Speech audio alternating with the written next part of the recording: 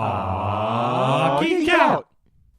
Hey, welcome to another installment of Catching Up. I'm Sam. I'm Chris. I'm Jake. And this week, we have our first interview with a full-on recording artist. Yeah. Mr. Jesse Blaze Snider. Yes, sir. We've got the links to his new album and his new EP, Blacklight District, which also gets a one-shot, prestige one-shot comic by Image Comics out on Wednesday, October 12th. In comic shops everywhere and on Comixology. Though we've also linked you to the website and in our episode description on the website, so you can check it out because it really does complement. As the we two talk, work. as we talk about in the interview, and it's a really unique experience. Yeah, and Jesse himself is a very he's one of those guys you might not agree with what he has to say, but he stands by his guns. He's out there. He's a man of fucking conviction, and he's out there. This comic is his kind of statement to the world. The music is a statement, and he's and it's just cool talking to him. Yeah, so he's the most passionate interview we've ever had for sure, hands down. So without much further ado, let's listen to some of that passion. And joining us this week, we've got Jesse Blaze Snider. He's here promoting his EP and his one-shot comic with Image Comics, Blacklight District. 6 songs, each paired to 6 stories by superstar comic book artists. Jesse, thanks for joining us. Yeah, you're welcome. So I think we need to get the big important thing out of the way first. Yes. And just say that the main riff in Symptoms is the coolest thing in the fucking world. I think we Thank you so much. I agree. Symptoms was largely my inspiration for everything. Symptoms was the last song that we wrote, and it was really just eye-opening for me. I from that moment on, I was like, I got to turn this into a comic book, and I just had this vision of of these zombie politicians spreading greed around Washington. And that was really the genesis of the whole idea. And actually, when I had gotten the recording, the final version of Symptoms, I hated it. My producer Will Knox had really changed it a lot, and I told him, I said, dude, I'm sorry, but you got to go back to the drawing board on this. The demo for this song is what inspired everything for me, is what pulled everything together, and it was that riff. You came back around that second time around, and you heard that riff all by itself. In the version he sent me, it was covered up with a bunch of things, like my voice and stuff, and I was like, get all that crap out of there. That riff is everything. Yeah, we were 100% swear to God, before we just called you to have on the show, we had that song on full blast, and we were just going fucking crazy. We've bananas in the studio. We've probably listened to it at least just 3 times in the past couple hours. Yeah. That's a great reaction. Thank you guys. I appreciate it. It's awesome. And you guys can hear it too at blacklightdistrict.co. That's right. But we'll include some of the actual tracks in there too. But there's listening to reading through the stories and listening to the song, I think there's a lot of the lyrics, I feel and the stories come from a place of frustration, on a level of obviously the political frustration with Symptoms. There's kind of this idea of police oppression in Bizarro, and there's a lot of professional and personal frustrations in the other 4 stories too. What was some of your kind of lyrical? What were you really drawing from when putting these all together? The whole reason why I called it 6 issues, it's Blacklight District 6 issues, is because I feel that each song is its own very major issue, and half of them are sort of social issues, things that are going on, whether it's greed in politics or Bizarro's, largely about the fact that everything's just sort of topsy-turvy, backwards from how it probably should be. But then the other songs are about personal issues. And, I myself, I didn't even know that I was talking about this at the time, when I was writing the song. But as time went on, I realized just how personal the album was. And it was about a lot of feelings that I have had. And then I now know a lot of people around me have had, for Green, it was depression, and I had a major depression that I went through, probably 8 years ago now, and and being able to use the Hulk as a metaphor for not being able to find inner peace, was very freeing, because it let you speak from the depths of your heart. And the whole reason why I chose, the superhero metaphors in the first place is because it's my favorite thing about comics, that the stakes are the end of the world. Either it's the end of the world for an individual who needs to be helped or saved, or she's going to die, he's going to die, or it's literally the end of the planet if Superman doesn't push us out of the way of the giant comet or whatever it might be. And when you're depressed, and when you have anxiety like I had grown up with, though I have it under control these days, everything seems like the end of the world. And, it was frustrating to me to go through life with so many obvious problems all over the place and nothing was being done about them. And it really just sort of gave me anxiety that they were in existence. So I think you're just feeling so much of my feelings about the state of things for so long. I was drawn to comic books because I want to save the world, and the people in the comic books, are saving the world. And at the same time, here I am, here to save the world, and there's all these things stopping me from doing it and stopping everybody from doing it. And I think the only way to fix those problems is to draw a big arrow to what they are. So this is what Blacklight District was meant to be, a big flashy neon arrow that says, fix this shit.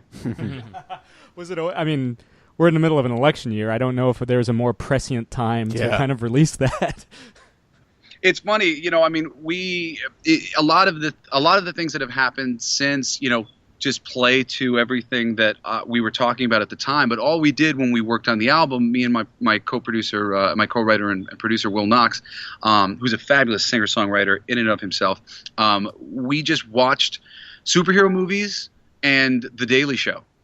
And the contrast of those two things, here this sort of higher good, we're going to change something, contrasted with nothing seems to be changing.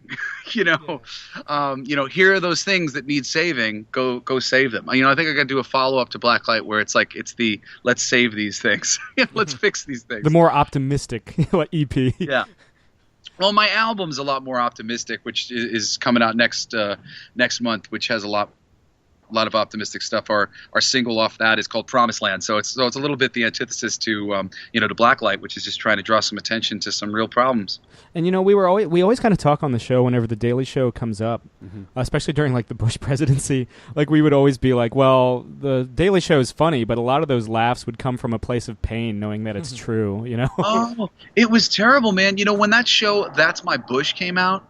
Oh yeah. I used to say to people like I wouldn't watch it. I'm a huge a fan of Trey and Matt. Yeah. And but I just thought it was such a problem. The idea that this show exists is a very big problem for me. There should not be so much inherent comedy of this sort of variety of ha isn't he stupid with the president. That was sort of my beginning of like something's really wrong with this system. Yeah. When it starts to become like so like farcical, and you're like, oh wait, this is still real life. Yeah. Yeah.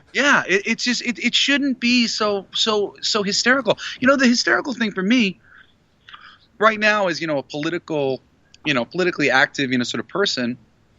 I'm not a Democrat, I'm not a Republican. I consider myself a true to life independent. I judge every situation based on its own individual merits. That's not to say that I don't agree with certain different perspectives, but there's this thing going on right now where like Democrats, they're expending so much energy trying to sort of pitch us on Hillary Clinton without ever acknowledging any of the problems with her. And they're like, oh, you see how great she is. No. Trump may be a bad choice, but Hillary is also a bad choice. And if you're going to tell me anything about her, it better start with, hey, look, I know she's a bad choice.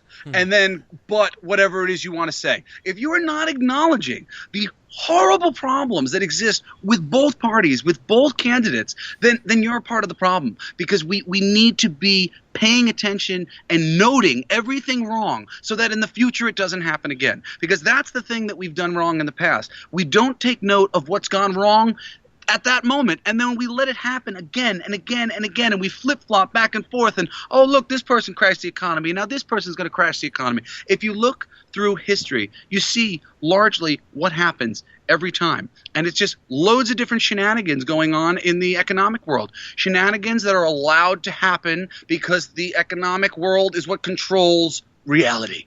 So it's very frustrating to me that we continue to put in all of these people who are bought and sold in the dark world of political finance, and Hillary Clinton, unfortunately, has been a part and parcel to that since the very, very, very, very beginning as a lawyer when she was young. And she's talking about all this stuff in her books. So we have to acknowledge these things so that when the next election comes around, we don't elect another frickin' Hillary Clinton. It's insane that she's the frickin' candidate in the first place. I don't even believe it. I believe that they stole the election.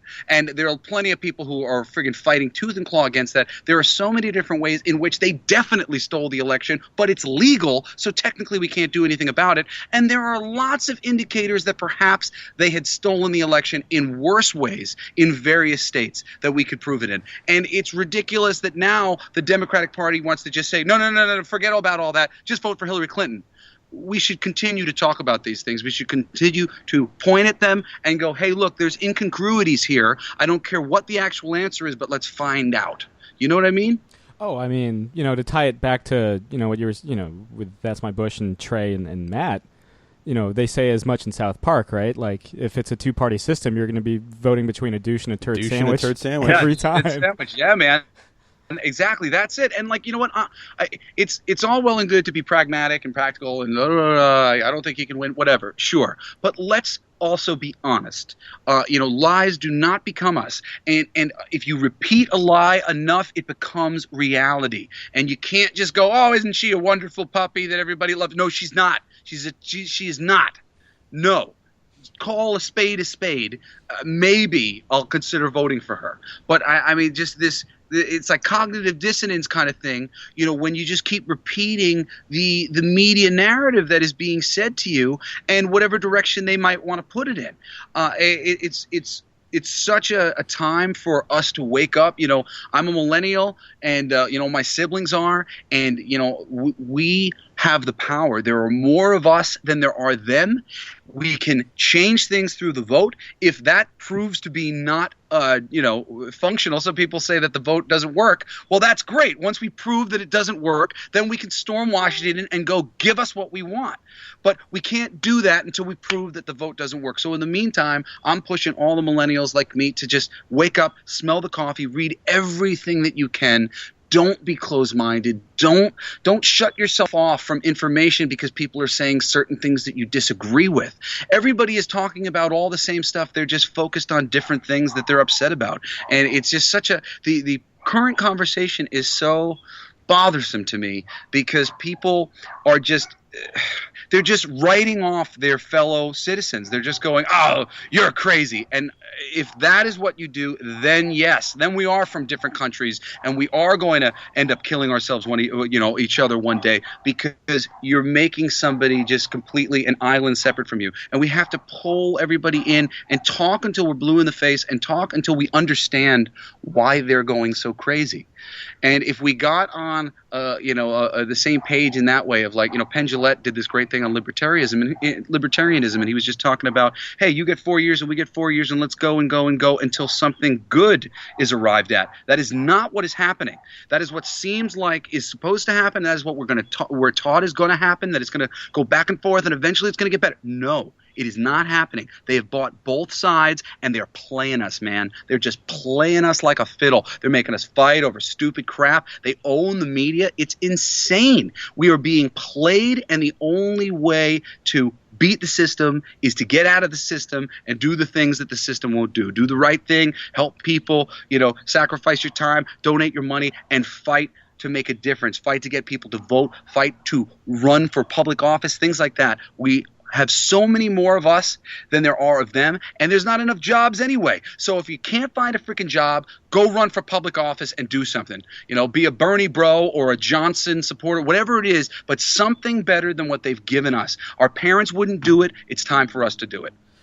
And, I think that's I like to think that's why a lot of the traditional media is because you look at CNN or MSNBC or Fox numbers, and they're going down. There's a lot of. I love it. Isn't it wonderful? Yeah, I mean, I think there's a lot to be said for that. I would like to think that that's gonna, I don't want to say die out with our parents' generation is harsh, but I guess everybody fucking dies. But like this is true. Yeah, Yes. I like to think that we're starting to see a lot of these alternative medias. I'd like to think that we're kind of wising up.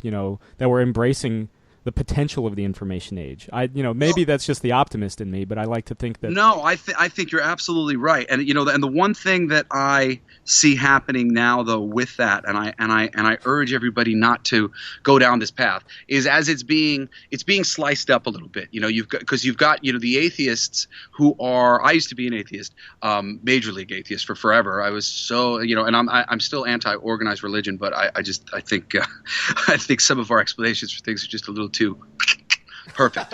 And there's this sort of breakdown between people who are looking and searching for more information and finding things and going, wow, look at this. And then the atheists go, science doesn't agree with that.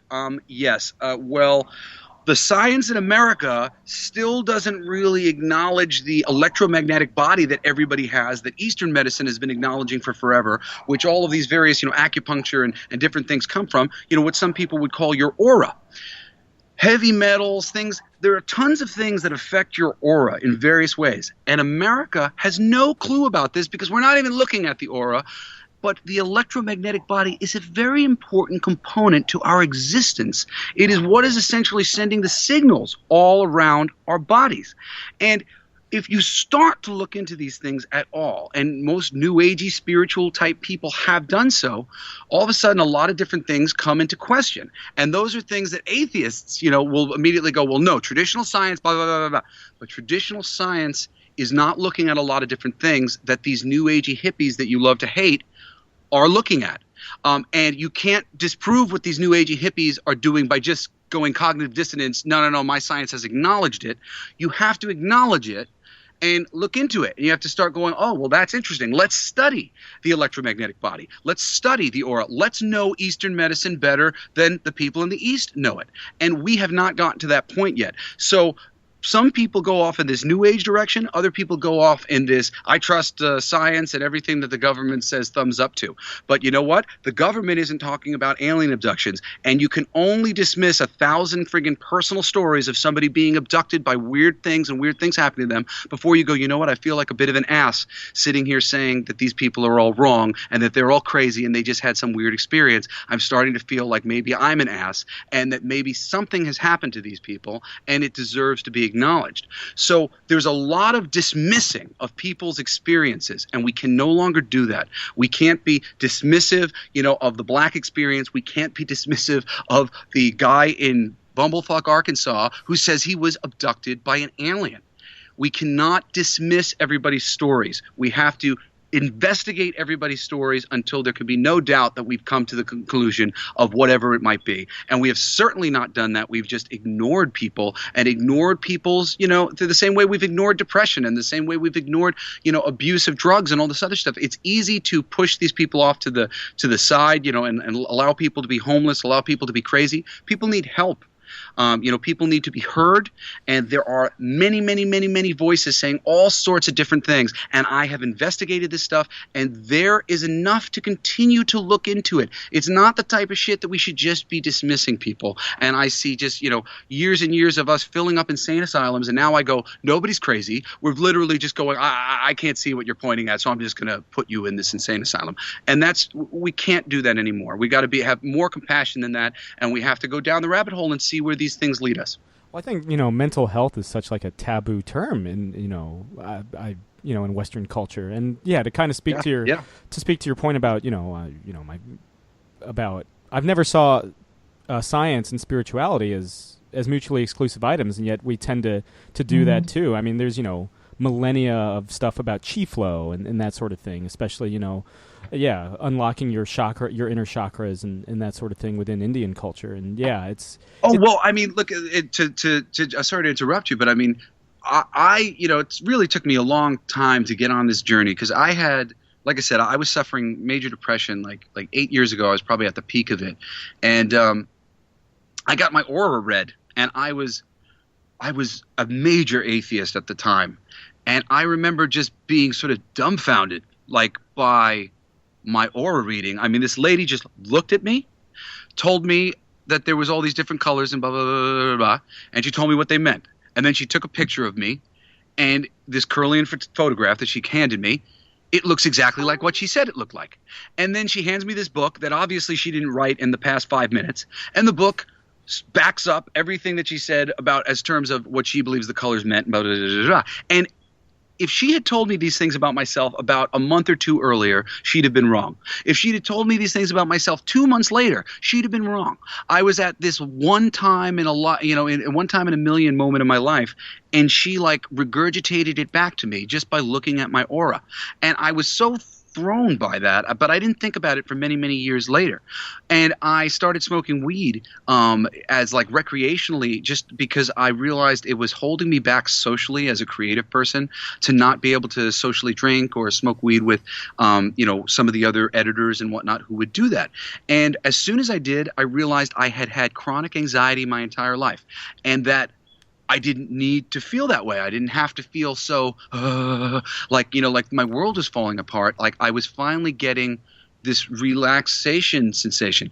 And as I relaxed and I wasn't so, kind of like upset about things and so like on it, I really started to just kind of open up to other possibilities and start to look at things a little bit more. And you really can't just look at one little thing and one little thing here. That you got to look at everything. You got to just keep looking and looking and looking and be really open-minded. And as time goes on, you start to go, all these things seem to connect into each other. And that's when you start to go, yeah, there's something true. There's truth to what's going on. All these things are broken in the same way. Largely it comes down to money and all this stuff. But when I started to get really spiritual and started meditating and doing a little bit of yoga, I had what's called a Kundalini awakening. And I didn't even know what this was at the time. I wasn't trying to, but it was the most bizarre thing. And I was meditating, and basically after 2 attempts at trying to get myself into the state, because I could tell something was happening and I was trying to get there, I basically managed to get myself into a complete bliss state. Like just complete joy and happiness vibrating through my entire body. And now, since I've read about this, this happens to gurus and people who get into meditation and get into the inner, sanctuary of your body. I had no idea this was something that was possible for me or possible for anybody. But you can literally find peace inside yourself and have your body vibrate with joy because of it. And I have gotten to that state. I didn't know it was possible. So, I mean, to discount everything, I was an idiot. I was just discounting everything that couldn't be verified and backed up by oodles and oodles of proof, which is usually funded by science that has an interest in supporting certain things and has, less of an interest in supporting other things. Like the oil industry doesn't want to use any of that money to support solar, research or any other sort of other, energy, because it goes against its own bottom line. So progress is very slow in the current paradigm that we have, but you can really connect with something larger than yourself. And once you do that, it's really hard to deny it. It just kind of is what it is. Yeah, I mean, to kind of tie it back to when you were talking about, associating yourself with auras and colors, is that where a lot of, say, like, there's a story, that's straight up named after, and a song straight up named after a color. The idea that the protagonist of green is literally, the color of envy. Is that kind of something that you had written based off of those experiences and that worldview? Well, this is kind of creepy because I didn't at the time, and really Blacklight District was very unconscious. After the fact, I realized it meant a lot of things that I didn't realize it meant at the time. And green is one of those. I told you I got my picture taken. My aura was huge and green as could be. And I didn't even realize this. I hadn't admitted that I was depressed really to anybody, but I knew at a certain point when I came out of it, I started sort of telling people that there was a period of time where I was depressed. Don't take, like my mom, don't take how I was behaving at that time, to heart. I was really going through something. I was depressed. And then when the song was done and I was getting it all done, Jason Pearson drew it. Jason Pearson has definitely dealt with some depression himself, and I think it comes through in his illustrations. When I was like sitting and thinking about it, I just started to go, wow, I think this song is like straight up like about my depression, about like when I was depressed, like this is it. This is how I felt. And then I was realizing separately that the period of time when I was depressed was when I went down to Sedona and I worked with my friend Mike Latanzi on this song Lost and Found, and I got my aura read. And I went, holy crap, my aura was green. That's so weird. And literally just, there was no planning in it. I just did it. And by the time it was all done, I was kind of blown away how connected it was. So the whole record was a lot like that. Frozen really seemed to kind of be about my awakening that happened kind of shortly after recording the demos for Baptized by Fire. I mean, I'm not Baptized by Fire, that's my old band. For Blacklight District. Basically, a few days after we finished all the demos, I had always planned on taking some sort of psychedelic because Steve Jobs said that he wouldn't have created Apple if not for doing so. Yeah, LSD. So, yeah, LSD. So I didn't really like LSD because it's like a chemical synthetic. I mean, I didn't try it, but I didn't like the idea of doing a synthetic thing. Mm-hmm. So I decided to take some mushrooms. And when I had the mushrooms, it was very, I kind of woke up in an instance to a bunch of things about myself, that I really loved my wife, that I didn't have gratitude. My brother Cody had told me that I didn't have gratitude like a few months earlier, and I told him, whatever, man, I'm grateful for this, I'm grateful for this, I'm grateful for this. And then as soon as the mushrooms kicked in, I realized in an instance that I didn't have gratitude. I thought my whole life I had from my perspective, it had felt like a scar that had been inflicted upon me. And in like an instance, I just went like, well, I'm not going to think about it like that anymore. And, and it really just like flipped the switch for me. And while I was on the mushrooms, I listened to the demos for Blacklight District. And when Frozen came on, I literally felt like it was about my entire life prior to having done the mushrooms. And basically I was like, well, I'm done with this. And I like, this is never going to happen. I'm never going to live in this isolation. I'm not going to allow this to be me. And I'm like, done. I'm moving on. And really it was insane how the album, just kind of kept being about me no matter what I did. Like, the song Manhattan is about Oppenheimer, who created the atomic bomb, or was part of the team that created the atomic bomb for, the military. And it's basically about him, his displeasure with basically not being able to control what he created. But even that, as I was writing that, I have great displeasure with not being able to control what I was creating for Marvel and DC and all these different comic book companies that I was pitching to. And I was spending so much energy all the time trying to give them the greatest fucking take on Thor or Blade or whoever it might be, so I could get in there and prove to the world what a great writer I was by writing these established characters. And, and I thankfully I'm past that and I'm doing my own things now. But Oppenheimer's struggle of just to create for other people, I realized was my struggle creating for everybody. And since then, I've realized it's everybody's struggle, because 99.9% of us are working for somebody else. And as long as that's the case, we're not controlling the end product so much of the time. And it's so frustrating what gets done, with the ideas that we bring into this world, usually ideas that are meant to be used for good. Yeah, I mean, I was talking to Matt Fraction once, and he was like, look, writing for like one of the big two, like, Marvel or DC, it's awesome, but you're basically like a cover band. You can deliver like the greatest rendition of Superman, or in music terms, I guess, Stairway to Heaven possible, but it's still just a cover. Well, it's even more a cover than most people realize, too, because largely it's not like I bring my good ideas to Marvel and they go, oh, wow, those are great ideas, let's do them. That doesn't really happen with anybody until you get to the level where you're like at the writer's retreat with these people. So largely, all story is dictated from editorial.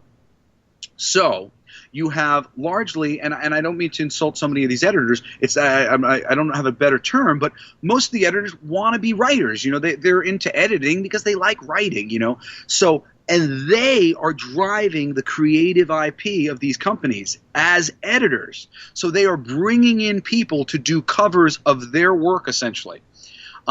Rarely is it that you can get a really great idea through the door. That was the biggest problem with me. I wasn't everybody's drinking buddy. I was straight edge until I was 29, and I was just a kid, who wanted to write comics, and I would, keep trying to pitch everybody great ideas, and people really liked them. I still friends with all the people that I always pitch. People always wanted to work with me, but it would never happen because my idea was the driving point, and that's not how things get done at Marvel or DC. Their ideas are the driving point. They come up with an event, then they figure out who's going to write it. Sometimes once you get established yourself, you get to dictate things. Brian Michael Bendis, I'm sure, is dictating plenty of things. Jeff Loeb was dictating plenty of things. But largely, you're playing in somebody else's sandbox, and you're just hired to do a job. And it's when most people, when they see how the sausage is made, they're pretty disillusioned by it in their own ways, and I certainly was. Once it gets like quarterly sales and stuff. But you were mentioning like Frozen, that a lot of yourself was in there. With both Frozen and Hammer, I was kind of picking up on these like lyrical and visual things. Like there's a sense of isolation in both stories, and both of them have this idea that like time will pass you by. Yeah, well, I think I have had a fear of time. And I think most people do, especially if you flirt with atheism. I used to have really terrible existential kind of dreams when I was a teenager, where I would just kind of wake up like sobbing in the middle of the night.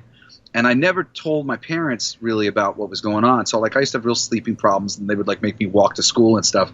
But like, you isolate, some of these feelings sometimes. And, when you think that this is it, and when you die, it's oblivion. You feel there is such a fire behind you to just do something, anything. And for me, the bar was set so high because my dad was a rock star. And I really undervalued myself because of how much value I put into him. And basically I just saw him as just huge and myself as super, super tiny.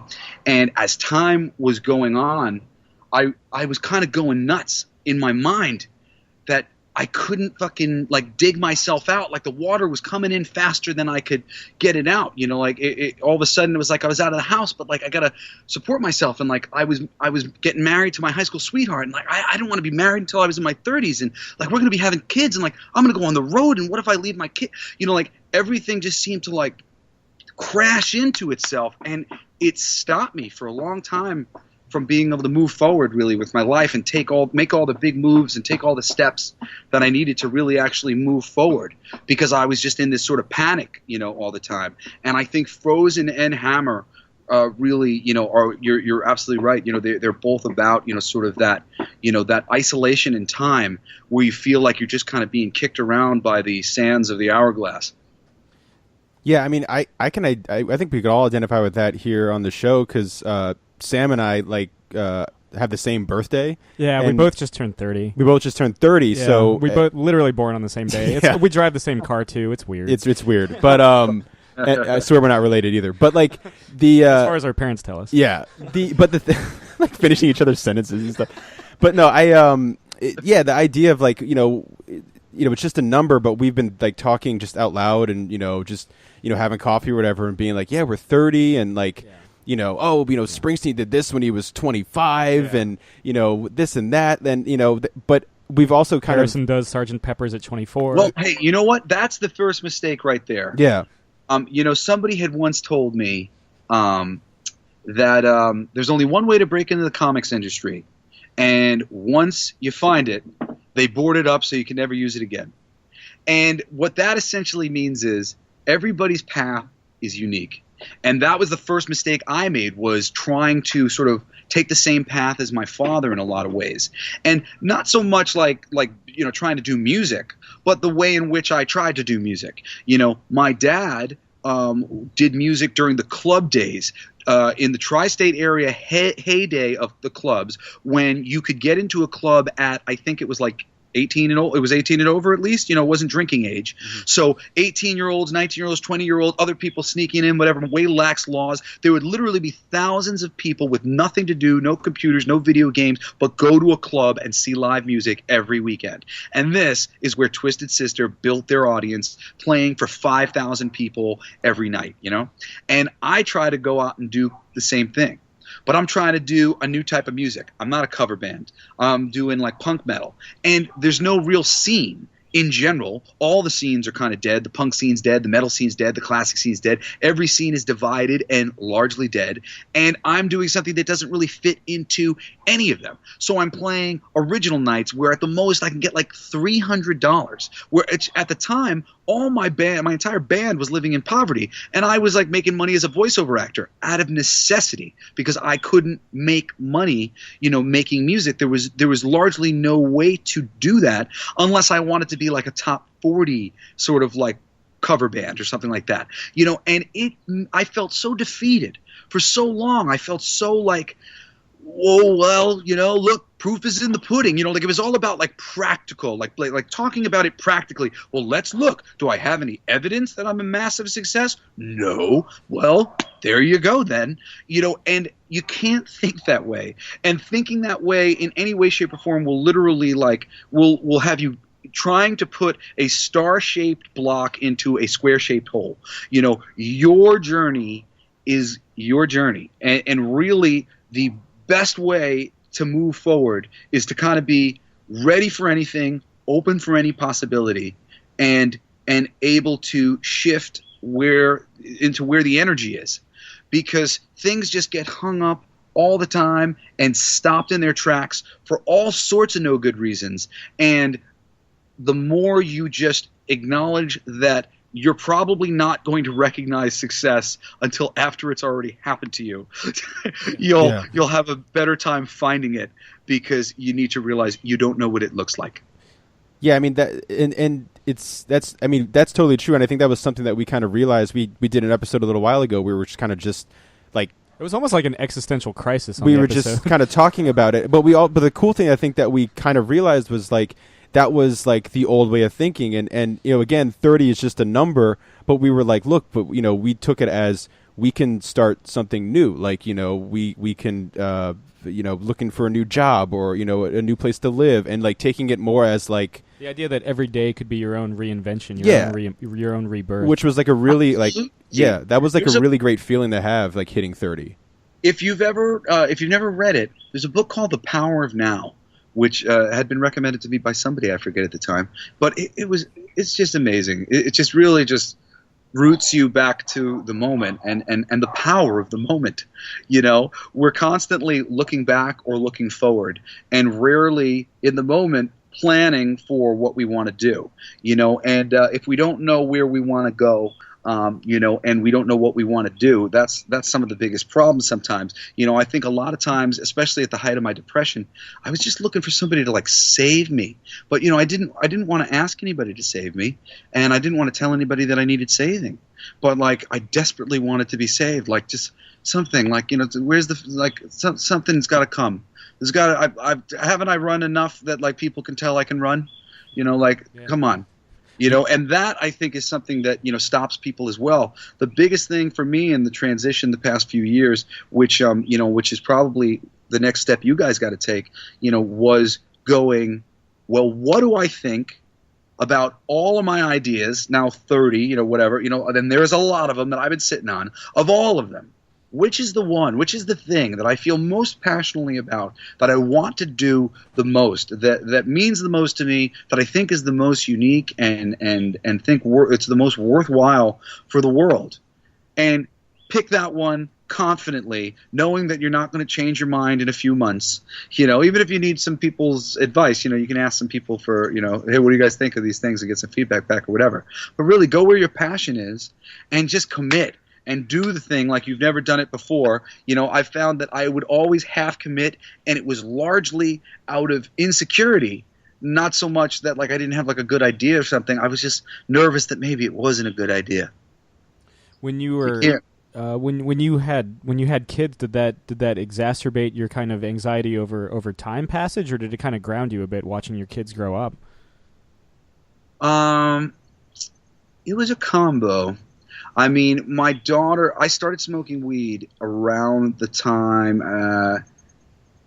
when my daughter was first born and all that. I think I got into like major like debt, like up to my neck, like because we bought a house and my big voiceover account that I had crashed, and like I wasn't writing enough comic books. Like you writing comic books, unless you're like a named person who's like, even when you're writing a number of them, like they pay you such crap. And I put my heart and soul into everything I do. So it was just like a lot of energy for no money. And I had a little kid, and it was a stressful moment in time. But when I was starting to kind of, become a different person and change the way I'd been looking at a lot of things. I've always been a pretty positive person, and I believed in, sort of, essentially that our brains create reality in various ways, and we can't recognize the paradigm that we're in sometimes until we're no longer in it, and then we go, oh wow, I was this, or oh wow, I shouldn't have done that. I just completely lost track of my train of thought because I've got a whole bunch of hummingbirds in my backyard, and I was really excited about them. I was like looking at them. I forgot what we were talking about. I'm sorry. It's cool, man. I was talking about like anxiety, like the passage of time, and if with my daughter. Yeah. So there was a second where I definitely got kind of freaked out. And then for me, marijuana was my ADD medicine and my depression medicine. It really. I function at such like a kind of a knee jerk, like zip it around all the time. For me, marijuana slowed me down and helped me to focus on like a thing at a time. It actually let me play with my kids. I used to get frustrated. Basically work would be over, but I wouldn't be able to end work. My brain would still just be on the thing that I was on. And when I started smoking weed, basically I would, at the end of the day, I would take a puff and I would literally be like, now I'm going to go play with my child.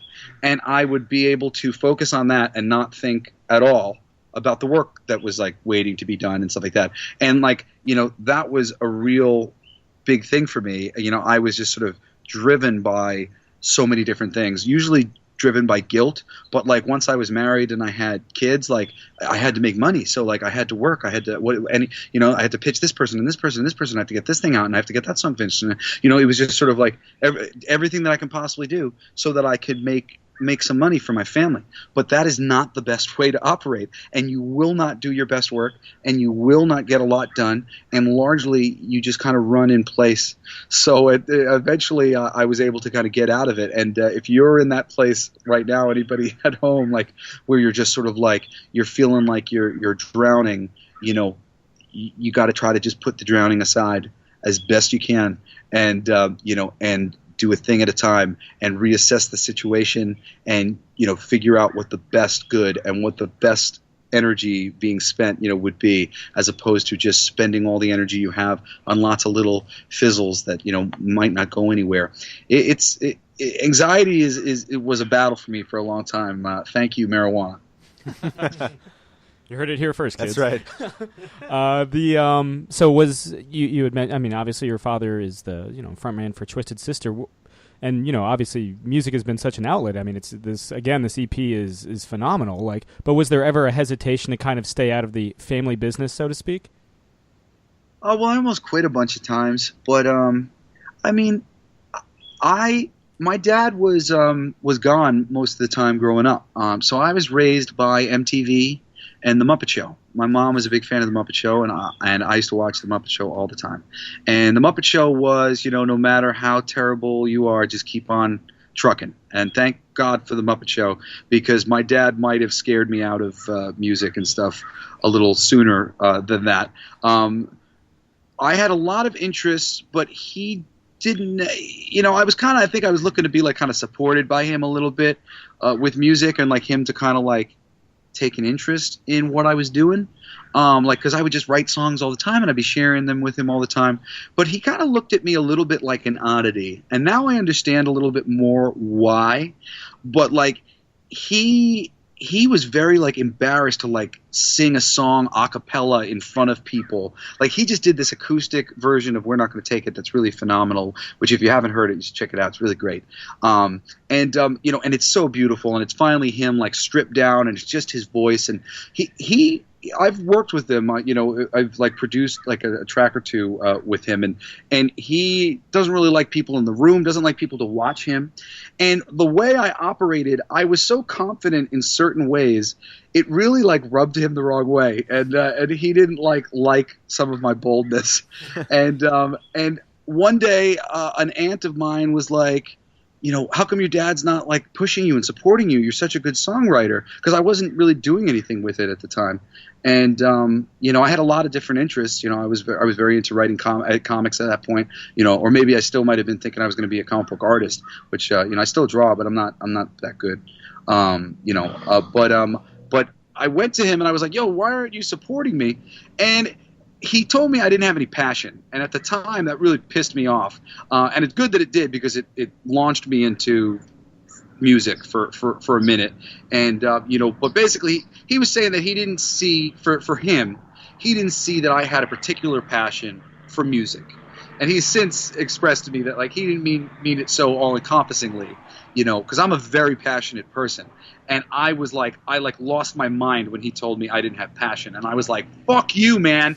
I have passion, and I literally set out to disprove him. But over like the next like 6 years, I had a real struggle. I was in a band with I eventually found this drummer, Crystalline, and he and I became best friends. And we were working together for 2 years, and literally like the day where our relationship reached its height, he fell asleep at the wheel and crashed into the only tree in any direction for miles. And like all of a sudden, everything got really murky for me. And the next like couple years, kind of getting over that, I realized that that basically if I was in it because I was like trying to prove something to my dad or whatever else, then I shouldn't do it, and like I should only do it if I love it. And it was getting out and performing and playing my songs, and I realized pretty quickly that I loved it. I love music, and I always have. And all I did was watch MTV. So that I could see my dad on MTV, because he was all over MTV. So my mom would leave on the channel, and I would just see everything. And I was exposed to every kind of music under the sun, and I love every kind of music under the sun. Any bit of music can be used to great effect to something. All of them have their own vibes and their own aspects. So for me, it became truth that I love music and I was going to do it. But with that said, I almost quit multiple times, even knowing that I love music. And I just kind of went, well, look, man, I love music. I'm not going to stop writing songs just because people, just because I can't like make money doing it or whatever. I'll be writing songs, just people won't hear them. Who cares? I'll get to write them. I like writing songs, and like, whatever. It'll just be a hobby. And literally, like every time I tried to quit music, like that day, I got a phone call for some music thing, and I got like pulled back into music. So it's happened a bunch of times now. And then actually the last time I was about to quit music, pretty much every friend who I told begged me not to. And I thought that was a good sign. Well, I mean, again, we're not just like trying to get our noses brown when we say this EP is like stellar. I love I love the diversity of it. I mean, Mad Hatton sounds like a fucking dark symphony. I just love that stuff. And again, that, like you were saying, that main riff in Symptoms, I could I mean, isn't it nice? We were out to like dinner before this, and we were just like drumming along. We're gonna sound so insane. You gotta drive and listen to Symptoms. Oh. Symptoms is the best driving song. Just screaming along, with it, Yes. and it's awesome. And it makes, like you were saying, like music can enhance things. It makes reading the comics such a unique experience because the lyrics are there in the comic. Like it was such a cool experience, unlike really any other that I've had in a while. Reading a comic book, so it definitely worked in that sense. Thank you. I was very surprised by it myself. It was my idea, but I hadn't ever. Nobody's ever done this. My buddy Scott Lucina had done some scoring to Alex Ross's Earth X comic books that Marvel put out many years ago now. But other than that, I don't really know of anything remotely like this, and certainly not this, where the lyrics and music and the story, it's a visual story that supports the lyrics and the music of the song. That I've never seen before. And the first time I sat down to read it, like, I didn't read them all individually. Well, I mean, I did. I read them individually, getting the stuff together. But I didn't do the music experience with them, really. I just sort of would edit them together kind of thing, fixing some things. And then literally I put them all together and watched them sitting down at once to see what somebody's experience would be. And I don't remember – each book would give me chills at different spots, and I'm like, holy crap, that's never happened before, listening to this song or whatever. But there would be some panel change where it would move from this image to this image, and somehow the musical sound would bring the panel to life, subtly, and it's so evocative. And at that point I was just like, this is so amazing. I hope that people get to experience it, because it's a real joy, and it's so cool. And it's not because of me, I have a part in it, but these incredible artists all told just beautiful, unique stories, and because they told them to the music, it's basically my music gets to be this beautiful portal to take you in to what the world looks like to their artistry. And you just get kind of sucked into their artistic world because of the song. It's just sort of a mechanism to pull you into it. And on top of that, my producer Will Knox, who co-wrote all the songs with me, he is brilliant, and he's just a great little ear candy audiophile type, producer who, everything has its place sonically to sounding, to get a real ambiance. And so many of these great things that he did for ambiance, these artists, heard, and it inspired, subtle things in these books that you'll see as time, as you read, and you'll get to a certain point and you'll just be like, wow, that's so cool. How do you edit your own comic book to a song that the artists are editing the music video that you're reading, even though you're the one who's reading it. But they've already done the editing, and it's there. As you move through the song, you'll really feel so many of the movements. There's a little bit in Hammer that Andrea Tam did as you move through winter, spring, summer, and fall of the seasons. And as you look through this thing, and the ambiance in the Song of Hammer, it takes on a life of its own. The sort of the change of the season and stuff. I was blown away by it. Not just completely separating myself from it, because the work, the artwork of all my collaborators is just so, honestly, I can't say enough, so gorgeous, every single one of them. Oh, I mean, we've had Phil Hester on the show before, and I think he was saying, the Mad Hatten stuff, was just a joy to do. Oh, I love him. He's been so enthusiastic. I'm such a big fan of his. He has a book that I just read relatively recently. It came out a while ago, but if you can find it, it's called Deep Sleeper. Oh, so good. If you haven't read Deep Sleeper, it's there's a graphic novel. I think it's maybe 6 issues or 8 issues. It's amazing. I forget who his collaborator is with it, but he was so great. And after he did his bit of collaboration, because we did a thing that it's a tribute to all of the artists who have been screwed over. And we actually, this is a funny story. We actually got I have friends over at the Heroes Initiative. And I very much wanted to have all of the proceeds go to Heroes Initiative. I ended up deciding that this was a sign that it didn't work out, and that I need to make some money back on all the stuff that I laid out, and that I can't give everything away. Yeah. But initially I was talking to them about possibly donating the money to the Heroes Initiative. And basically my good friend over there turned me down, and he said basically that they were uncomfortable with the contents of Mad Hatten, that we were throwing shade at Stan Lee. And I said to him, well, I'm really sorry, but I got to disagree with you, because if Stan Lee had done what should be done, then your organization wouldn't need to exist. But it does need to exist. And unfortunately, not enough has been done and not enough has changed. And, you may be happy with, the direction of things and where things are headed. But as a young creator, I certainly am not. And we need to push for much better. And Stan Lee certainly has not. Stan Lee has done very well by himself. He has tried to do well by people at I'm sure great odds to himself. Same time, he is a part of a system that has been very, very shitty to thousands and thousands of creators who I admire. I think it's a perfectly reasonable jab, and I think Stan can handle it.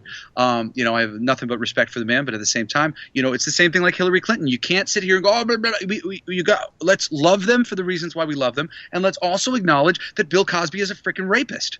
Yes, he's a great comedian too, but there's this other thing, and we need to know these things so that future people are better. And that's a very important thing to me. I want future people on the planet to be better than the previous people that we've had. And I like comic books because I like the people that exist in the comic books better than so many of the people that exist in this world. Of course, the irony is we're recording this episode on Jack Kirby's 99th birthday. Yeah. Hey, Jack! Well, Jack gets the good.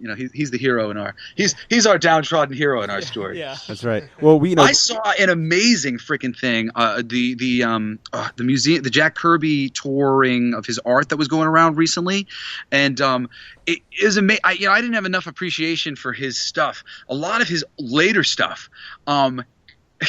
Basically, Jack Kirby was into what people would call conspiracy theory, and what I would say deserves more eyes upon it. And Jack Kirby was slipping that stuff into all of the last things that he did, from The Last Boy on Earth and The New Gods, and so many, many interesting things. And if his little art museum thing comes back around to anybody's neighborhood, go see it and check out some of the pieces that they have on display. There is a lot being said in a lot of his later work that I think younger, previous generations probably just didn't have an appreciation for because the internet wasn't around. Yeah, I mean, he came to DC frustrated as hell. So yeah, when he's doing the Omega Men and he's doing Mr. Miracle and everything, and Commandi, the Last Boy on Earth, a lot of that kind of was a vessel for those frustrations. Yeah. It's very cool stuff. It's worth. I'm going to go back and get some of those trades.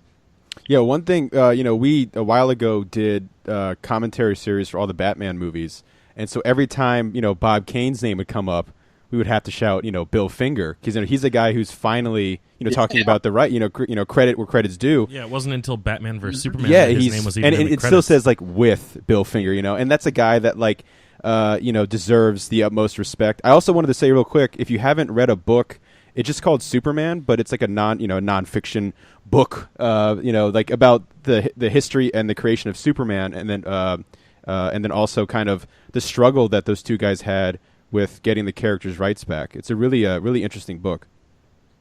Yeah, I mean, I know a lot. I've read a lot about that through, internet blogs over the years. I've always follow all those stories really closely. It's funny. The wonderful thing about comics and what makes comics so fabulous is that they're a tapestry, filled with revisionist history. And these days, I find a lot of that revisionist history is being used not very well, unfortunately, as being used to kind of undermine a lot of the good fundamentals that have been tried and true for so long. But because of the revisionist history, so much of the things that we love, like right now, Rob Liefeld is being lauded for creating Deadpool all the time, and he loves taking credit for it, and I understand that he loves taking credit for it.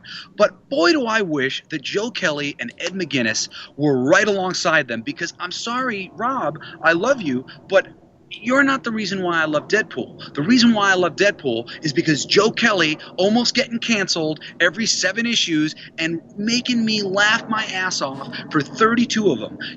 That is why I love Deadpool and all of the different artists that went through that the revolving door. And he is the one that established the tone and the vibe. That movie, Deadpool, is because of Joe Kelly. Oh, yeah. That is a Joe Kelly Deadpool movie, not a Fabian Niciez, Rob Liefeld Deadpool movie. Deadpool was not that at the time that they were working on him. So, Bob, Bill Finger and, Bob Kane, credit to them. At the same time, Frank Miller and there are plenty of other people that need to be on a list right alongside them, because, once you really get to know Batman, you know that oh wow, there are a whole bunch of people who put a bunch of pieces of this tapestry together to make the Batman that I know and love today. Yeah. But there's a lot of credit that needs to go around, and it's a shame that the industry isn't built to support the people who do the creation for it. Yeah, not to name drop more than we already have, but fuck it, come on.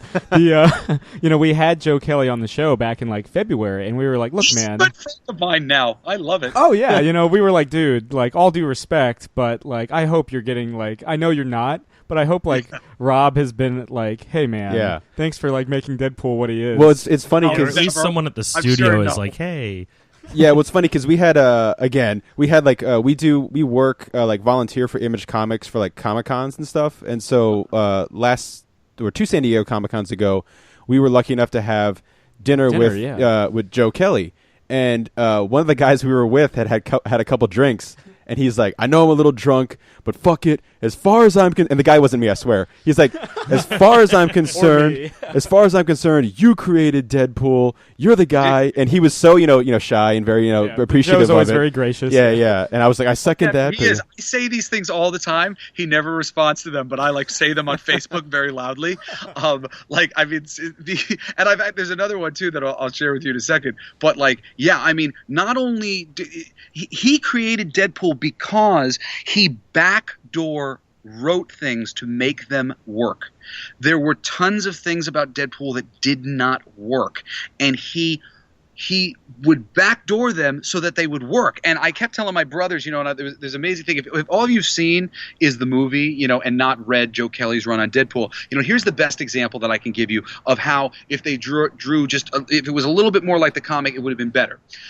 In the movie, at Hell House, you find out that there's this Deadpool where the mercenaries are haphazardly voting on who might die. Ha ha ha! Aren't mercenaries quirky?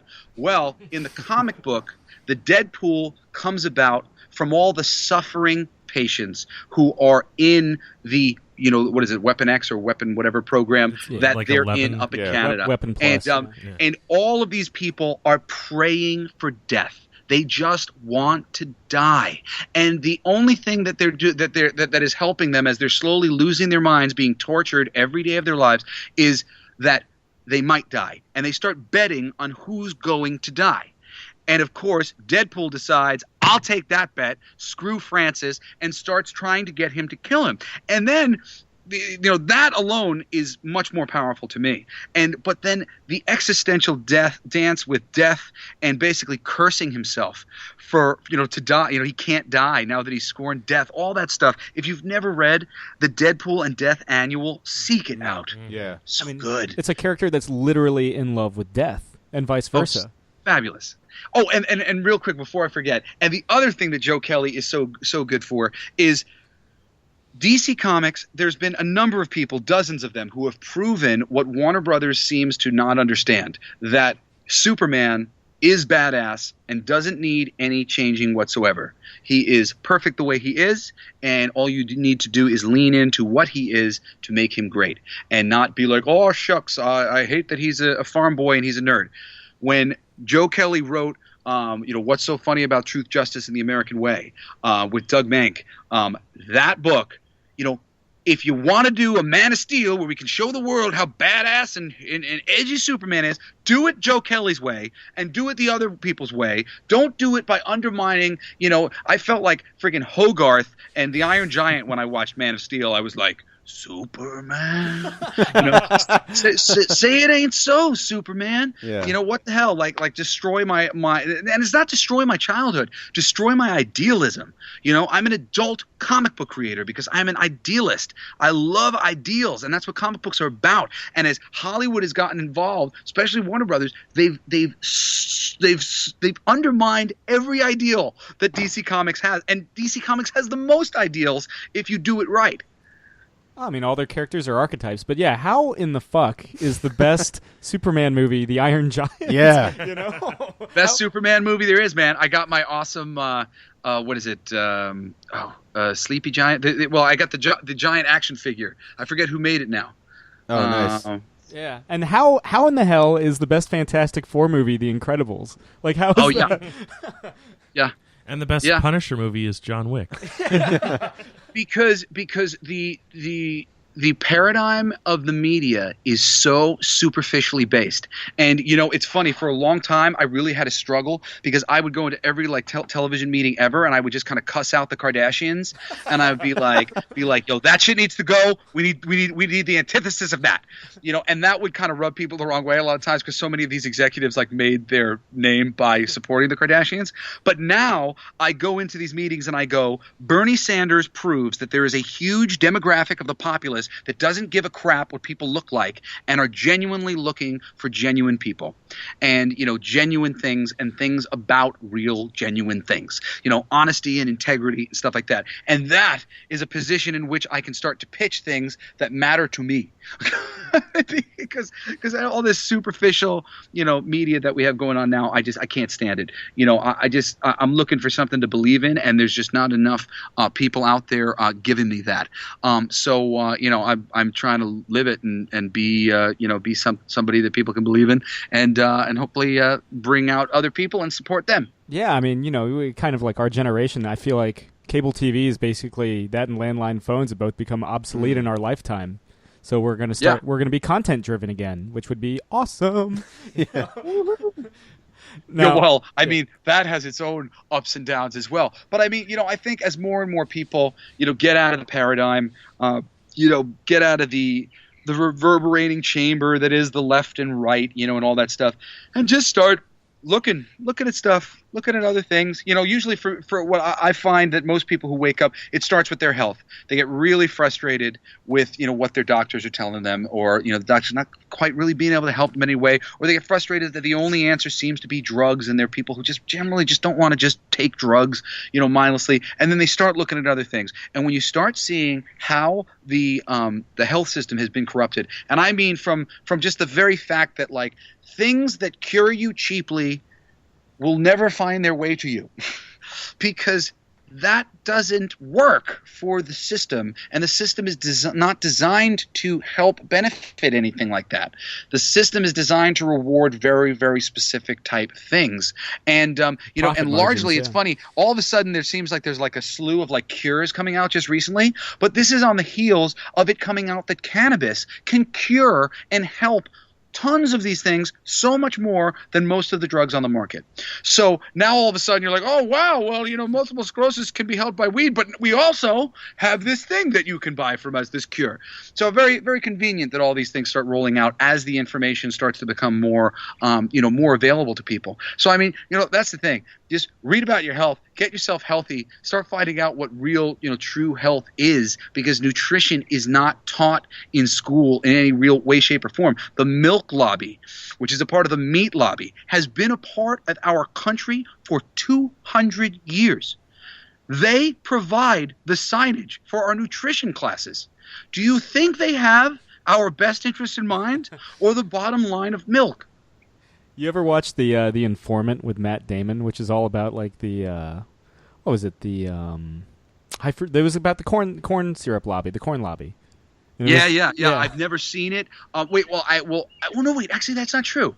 Maybe I just never finished it because I can't remember the end. But that was the one where he had the mustache and he was kind of a goofy guy, and he was it was all thrown off. Yeah, I kind of vaguely remember that one. Yeah. The Informant. Mm-hmm. Yeah, I mean, you're talking about. I mean, agriculture is a third of the American populace is involved in the agriculture. So there's obviously going to be big special interests. I mean, we live right outside Washington D.C. Special interest is the name of the game. Yeah, no, absolutely. I mean, and it's just. It's all so backwards. It's just it's so messed up. We just have this debt system. It's so silly. What we are allowing people to do, to people who actually provide goods and services to the rest of the planet. People looking at numbers are making, shameful sums of money, for just rejiggering how we move this number to this number to this number, creating money out of thin air. Money is supposed to be representative of goods and services, doing something and providing, something that is meaningful to our existence. There's not a single person trading freaking stocks and commodities and all. And I know they tell you, oh, it helps the commodities. Okay, I'm sorry. You've invented something that has literally crashed the world many times, that has caused depressions, that has caused deaths. Sometimes it benefits some people inside financial systems. Largely, it just puts a burden on the rest of the people and basically puts all of our financial stability at risk as various things are allowed to be done over time, as things are deregulated. It's such a problem. And for us to just keep looking at it like, well, this is how it's always been. Yeah, we can do better than this. I didn't grow up watching Star Trek so that I can give my kids this same stupid system that we have now. Yeah, man. Well, Jesse, one thing that we ask everybody that comes on the show, just to, I guess, change gears a bit, like, what are you currently geeking out over, man? What have I been geeking out over? That's a good question. You know, I've actually been like kind of depressed because I've been so busy lately. I haven't had the ability to do this. But you know what? This will sound like a shameless plug, but it's really, really not. I am producing a comic book, an art book for the Four Horsemen Studios for their. Sorry, my son just showed up and he's going bum bum bum because he wants you to know that he's here. But I'm producing this art book for my friends, the Four Horsemen, who are toy sculptors. They're the people who helped make McFarlane Toys a household name, and they went off and did the He-Man Classics line and a lot of things independently. They raised like $500,000-$600,000 to do the Mythic Legions toy line themselves, and it's some of the coolest toys you will ever lay your eyes on. And I got to, basically I met with them and I was like, I love you guys. I think you guys are like the great, like you're my. I'm a comic guy, but you're my favorite character creators. I think their original character designs are just unbelievable. Eric, one of the horsemen, he's so incredibly talented. I mean, they all are. And I said, I just want to help you guys get what you need in order to sell this as an animated series, so that you can, so that you can propagate your toys and make these Mythic Legion action figures for forever. And if you haven't seen the Mythic Legion action figures, they're awesome. I didn't have enough money at the time to do anything but buy a crap load of skeletons and a crap load of orcs and some Vikings. But the toys are really, really cool. And basically, I went after my favorite animation producer, who also sometimes slums it and writes comics, Greg Weisman. And Greg was enthusiastic, and he handed in the coolest friggin' pilot episode to this awesome, badass fantasy series, with all these cool monster designs by the Four Horsemen, and I am just like kind of geeking out over it because I just started getting all these pages the past few days, and I'm getting it all colored right now. So that's really been what I've been geeking out over, besides tons of stupid stuff with my wife on HBO. And if you don't watch John Oliver's show on HBO, me and my wife, we geek out every Monday. I'll get coffee and we watch John Oliver. He's the best person talking about anything on TV right now because he really takes the time to get into issues in a more in-depth way, other than so much of the sniping, a little story here, a little story there that everything else goes. But other than that, I'm a little starved for my media at the moment. I got to go see a movie and stuff. I've just been working past couple months. Dude, Hell or High Water is, in my opinion, the best movie of the year so far. Hell or High Water? Yeah. Chris Pine, Ben Foster, Jeff Bridges, they all knock it out of the fucking park. It's cool. I love all those people. Basically, yeah, these brothers, their home ranch or whatever is facing foreclosure, so they decide to steal the bank's money to pay off the foreclosure with the bank's own money, and it's awesome. Oh, that's great. Yeah, no, my brother Cody, he's a great filmmaker. He's directing a pilot for Disney right now, and we're working on a script just starting about technology suppression, and about this dude who really just kind of waved it in the face of the man. I love any story that goes that way. Oh yeah. Always root for the screw the man. Yeah. I think that's we can't. That's the perfect way to end it right there. Is there anything, Jesse? Is there anything you want to plug before we sign off? Well, it would be great if you guys would. Anybody, I have an album that I'm putting out next month, and actually, it's available right now on Reverb Nation for free. And you can check it out. Just type in Jesse Blaze Snider, and the Blacklight District stuff is there, and it's also the Blacklight District album, and almost all the comics except for the last one is available at blacklightdistrict.co right now. So check it out, and please, tell your comic book store to order some copies. It's just a one shot. It's like the little book that could, but it's a really cool idea, and I stand behind all of the work of all of my collaborators. It's really worth your time. When you see Chris Burnham's cover, your eyes will melt out of your face. And we'll have all the links in the episode description on the website, so yeah, be sure to check that out. And again, we're not like just blowing hot air when we say Symptoms, man. Symptoms. Yeah. I mean the whole thing, but Symptoms. Symptoms is metal as fuck. Yeah. Symptoms is my favorite, man. But like I said, that one is the one that inspired everything for me. As soon as I heard the demo, and I still listen to the demo every now and then, it's a little bit more stripped down. But as soon as I heard that demo, I went, I think I got something here. Oh, yeah. For me, I just said, like, if I was a teenager and I heard this come on the radio, I'd be like, whoa, something has changed. I want this. Like, something just about that, just kind of like dirty, heavy riff. Yes, sir. Yeah. It's a good driving rhythm. But yeah, thank you guys so much for understanding it all, getting it, and being it's so supportive. I can tell you genuinely dug it, and it really means the world to me to hear that. And it's been it took like 2 years to get this out into the world now. So for everybody to be hearing it and to get such a great response from you guys really meant a lot. Thank you so much for having me on the show. Yeah, no problem. And again, Blacklight District is out in comic book shops everywhere on Wednesday, October 12th. Jesse, thanks for coming on. Thank you for having me. Bye-bye. Yeah, man, that was intense. It was. But it's everywhere. Yeah, I mean, I don't think it's untenable because, he's a man that doesn't try to sugarcoat it. No. Yeah. He just, he sticks to his fucking guns. Mm-hmm. Yeah. And the riff in Symptoms, like we mentioned in that interview. The riff and the scream and it's just, everything. So fucking cool. It's still stuck in my head. Yeah. So, again, check out the album, check out the EP, and check out the comic. So you've got a whole smorgasbord of Jesse Blaze Snider to check out. Yeah. So what you guys been up to? Anything? Christopher? No, go ahead. I don't know. I'm running on empty here. I'm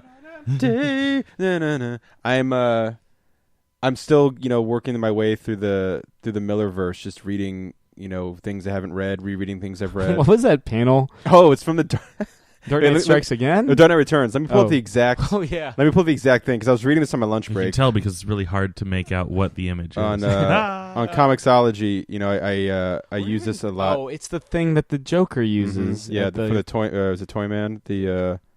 Let me just. I don't think I saw this image. Yeah, I'll bring it up. I just want to get the exact quote here. What am I doing? I have it saved. I have it saved because I use Comixology to read comics on my phone at lunch at work. Sure. And like I said, I've been rereading The Dark Knight Returns. And let me just say right now, it's been a long time since I've reread The Dark Knight Returns. Uh-huh. It's one of the comics that got me back in the comics along with The Long Halloween, and Year One.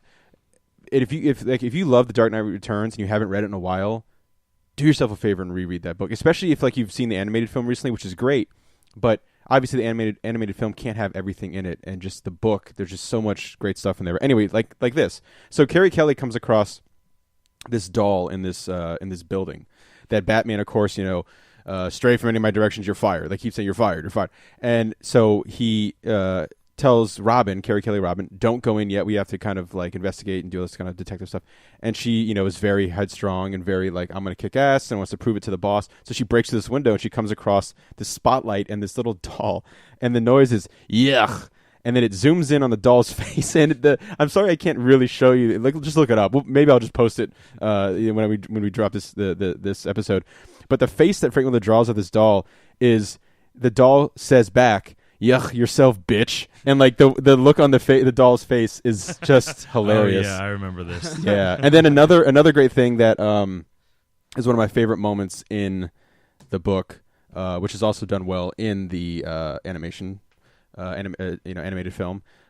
is, a couple years ago with Avengers 2, Age of Ultron, you get that scene where Iron Man says like shit or whatever, or damn, or he says curses. In the beginning, Yeah, he goes, and shit. Cap says language. There's a great moment in The Dark Knight Returns where the little the little boy is being held captive by the Joker, and he says, Batman's going to kick your ass.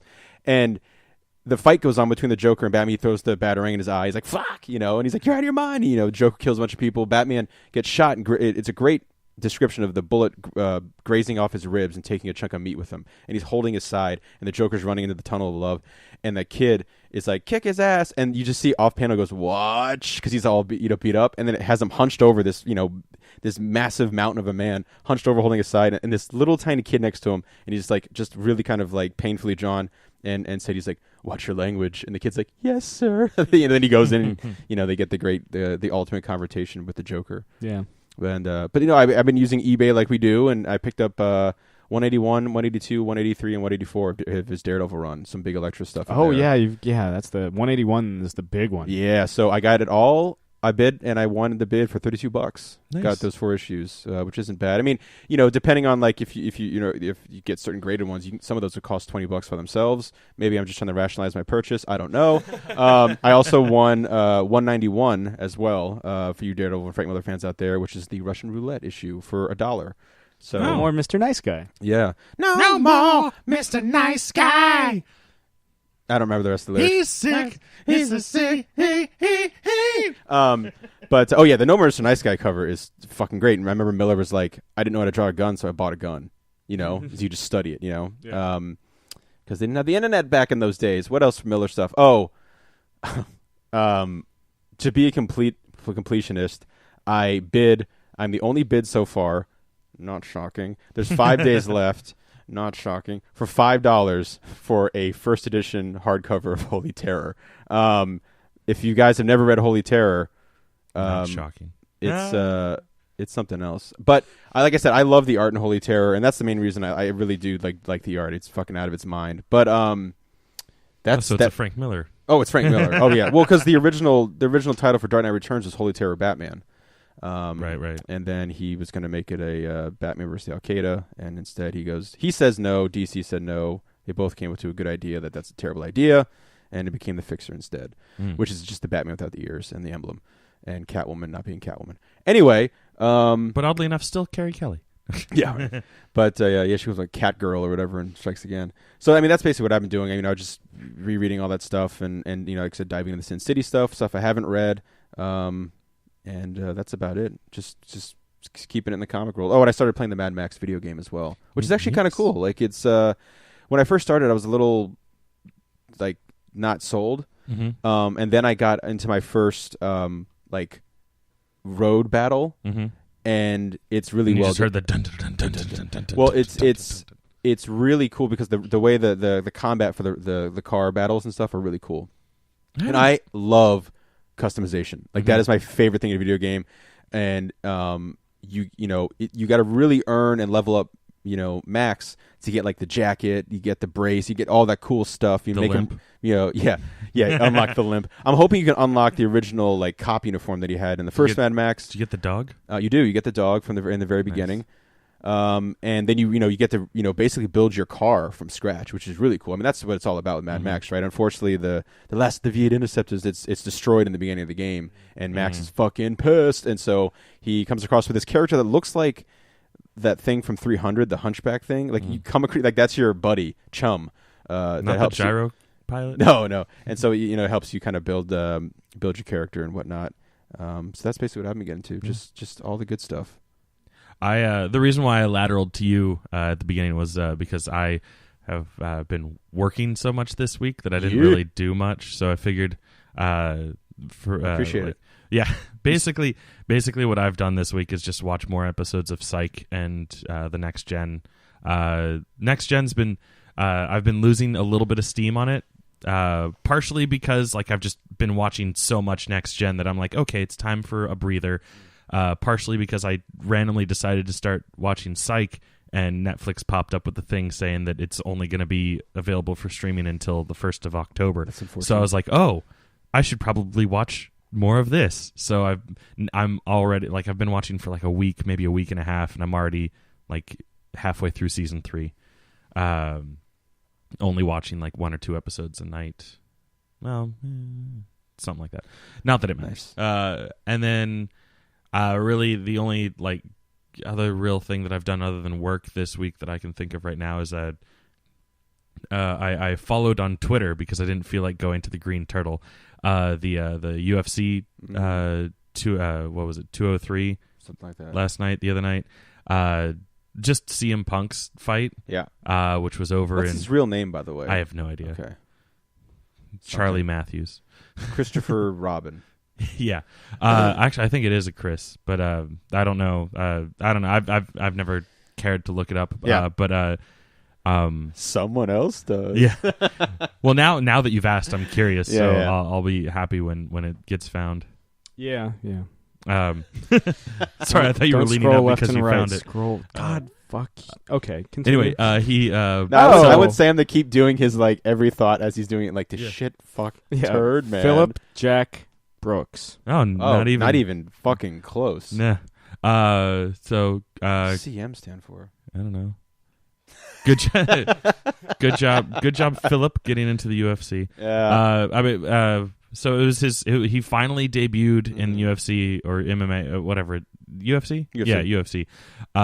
He's been talking about it for what?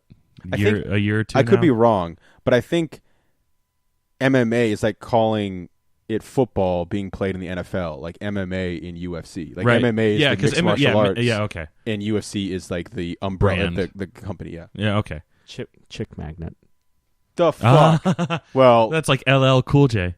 Ladies love Cool J. chick magnet punk. Yeah, well, I mean, that's what happens when you don't smoke or drink, because he's straight edge. That's right. But yeah, so I was curious to know how his first match was going to be now that he's been talking about it for so long. Yeah.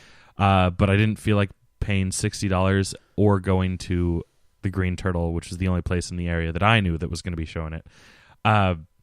And he, not surprisingly, he lost because it's his first match. Yeah. And he doesn't really have much MMA background. You know, he's a pro wrestler, and that's it. really all the training that he has. I mean, I don't know what he's been doing in the interim between WWE and now, but it's all right. You can say bless you to Sam. No, I did. It's just what happened afterwards. Go ahead. Oh, okay. But it was still pretty cool to for him to actually go through with it. I mean, props to that. Yeah, he lasted about 3 minutes, which definitely more than I would. Oh, yeah. But from what I read on the Twitter, because I still haven't watched any of the video from it. Yeah, I actually checked Twitter as well because I was curious this morning. But apparently it's people that quote unquote professionally follow, commentators are like, his big problem was that he came out too aggressive right at the go and left himself open for a submission hold. Yeah, because he tapped out, if I'm not mistaken. Yeah, he got choked out right around the general consensus though, people seem to be pretty positive with him. Yeah, naturally there's going to be people that are just making jokes about it, like, oh, what a little bitch or whatever, and that's partially because of just CM Punk's general demeanor. Well, I mean, he went out of his way not to shake the guy's hand at the weigh-in. He Yeah. made it seem very much like a wrestling thing. Yeah, so he kind of got his comeuppance, but at the same time, props to him for going into the octagon, because like I said, I couldn't do it, and it takes a lot just to get to the point where you can be in the thing. The novelty of it only gets you so far, and then he seems to be ready, willing and raring to have another fight, and I'm guessing they want to have him back, because regardless of the outcome, I'm sure this, helped sell some seats. So, that always counts, just as much as talent. Yeah. No, Which he does have. Sell a buck or two and make a buck or two, and I'm sure he'll be back, or he'll just go back to wrestling, like Brock Lesnar did. Who knows? Yeah. Because Brock won big in his first one, if I'm not mistaken. He didn't he get the belt the first time or something like that? Something like that. I don't really follow UFC too much, but yeah, Yeah, he dominated for the most part when he was there. Then he went on a losing streak. Yeah, which happens. Yeah, whatever. What are you gonna do? That's what happens when you have a giant fucking knife bayonet tattooed in your chest. God, so dumb. Dingling. Sam, what'd you do this week? Kind of in the same boat as you. I mean, because I work at university, so the class started School's last back. week. Yeah. And so these first 2 weeks have School's been. It's back not out. It's not out. That's why I said back. Yeah, but I don't want you to say "school's back forever," which is like the second, which would be the second line in that little. It's all right. I probably wouldn't have for the semester. Maybe Either way, I don't want to think about it. I really don't. Yeah, I've been working a lot. I mean, I went to the baseball game yesterday. We won. That was cool. We beat the Phillies. Yay, Nats. Yeah, go Nats. Nats. Nats. But that's just like the Caps chant. That's exactly the Caps chant. And the fucking Jets. Yeah, but nobody likes the Jets. No. Nobody. When you're a Jet all the way. Yeah. No, I mean it's just been a shit. It's been busy. I suppose by the time this thing posts, we'll have been to a concert. Mm-hmm. I haven't seen. There will be another wrestling pay-per-view. Sure. Okay. Yeah. And I haven't seen anything else in theaters. It's really just. Oh, I saw Beetlejuice in theaters. Yeah. That was fun. Yeah. It had been a while since I've seen Beetlejuice, and I was like, I was itching to see it, and then it pops up on the schedule for Alamo. Mm-hmm. This whole month they're doing a bunch of Tim Burton movies, so I was like, hell yeah! Except Tim Burton. Except Batman. It's they're calling it Septem Burton, which I'm like, why didn't you just go with Tim Burton? Come on, guys. One vowel, and it's like a million times better. Yeah. Who cares? It'll be over soon. I hope. I forgot to mention. I don't think I mentioned this. I finished Narcos season 2 in a day. Hey, wow! Around the world in a day. It's fucking so good, man. Like the first season was outstanding, and the second season is just as good. If you know your history of Pablo Escobar, you can pretty much figure out what's going to happen. But it's done so well. And remember, there can't be spoilers over historical events. There can't be spoilers. I wasn't.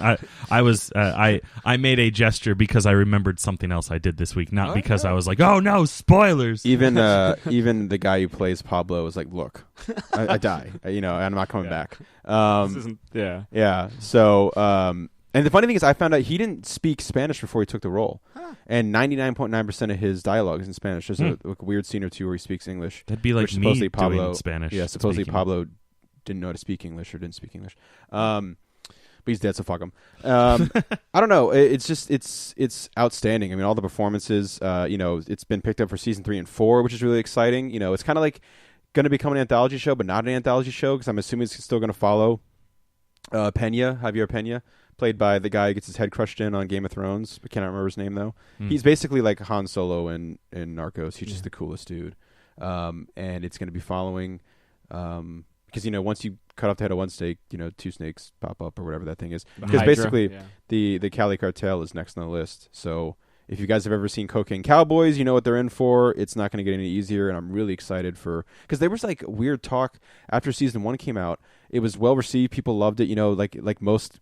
really solid Netflix shows, but there was this kind of like underlying like rumor that it wasn't coming back. There was problems with it. It's expensive, this or that, but obviously that's not the case, and it's doing really well. So I'm really excited for to see what goes next because I think this is a really fascinating, important if Hemlock topic. Grove can get a second season, oh my god! Yeah, I never watched that. If Wolf Creek can get a show, is that horrible horror movie that they made? Yeah, and now I think Pop TV has the only reason why I know is because I occasionally watch TNA's Impact Wrestling, and it's on the same channel. Oh yeah, and also if anyone's here, Flash season 2 is not on yet, Netflix at the time of this recording, but Supergirl's on there. So if you're interested in watching Supergirl, it's on there.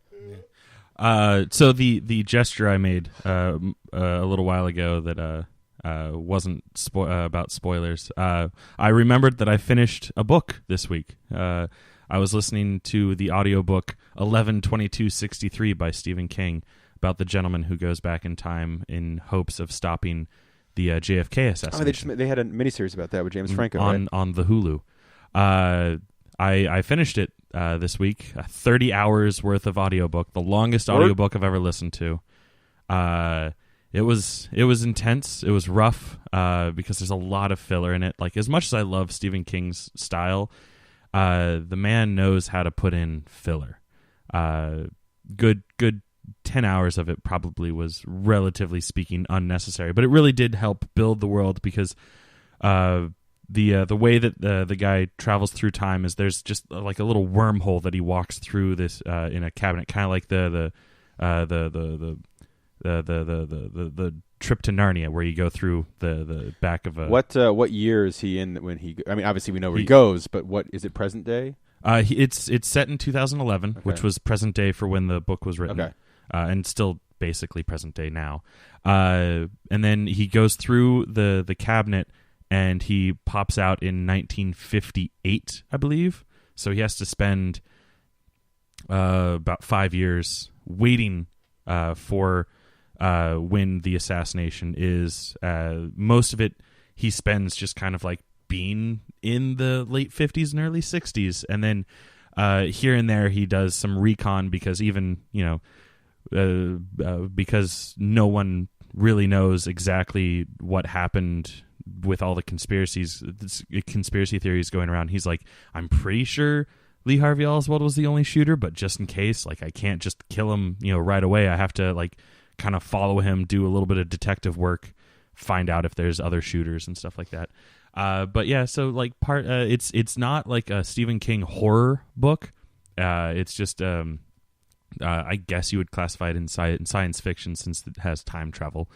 But he falls in love. He's a teacher in 2011, so he kind of to keep money coming in, he substitute teaches in the various cities that he lives in throughout the book. But yeah, if you can handle all the filler that was put in there just to kind of build the world around it, it was a really good read, real interesting, fun climax, and it's parts of it when he's actually like changing things in history. Parts of it become kind of like those Final Destination movies where you see like death trying to stop them from or living, and it has like random like car crashes happen that almost kill him to stop him from stopping things from happening. It's pretty fun. I kind of want to check out the miniseries now with Franco.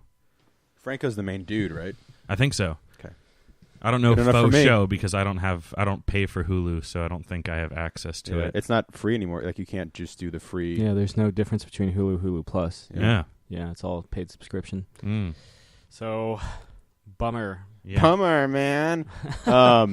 But yeah, speaking of the concert real quick, I hope that should be hopefully fun. Yeah, no, I'm looking forward to it. I mean, I know Chris and I saw Joan Jett and Hart, and Chris had seen Hart previously at least once.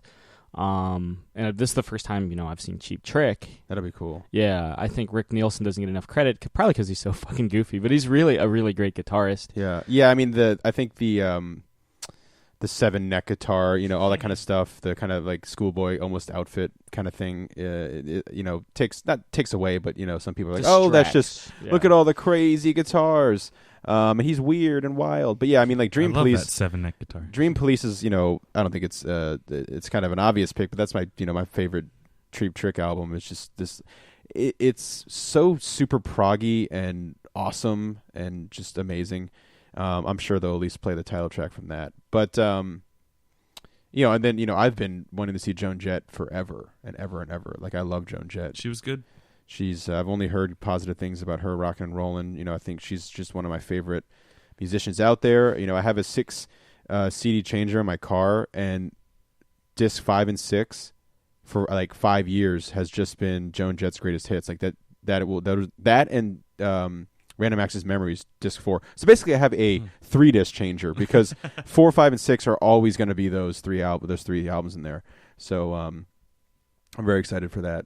And of course Heart, I've never seen Heart either. So it's kind of like you get a lot of bang for your buck, man. Mm-hmm. Do you know who's playing in what order or anything? Tickets in my car. I mean, I have it didn't say on mine either, so we'll find out. I mean, yeah, future that's Jake part and of Sam, the fun. Future Jake and Sam know. Yeah. We don't.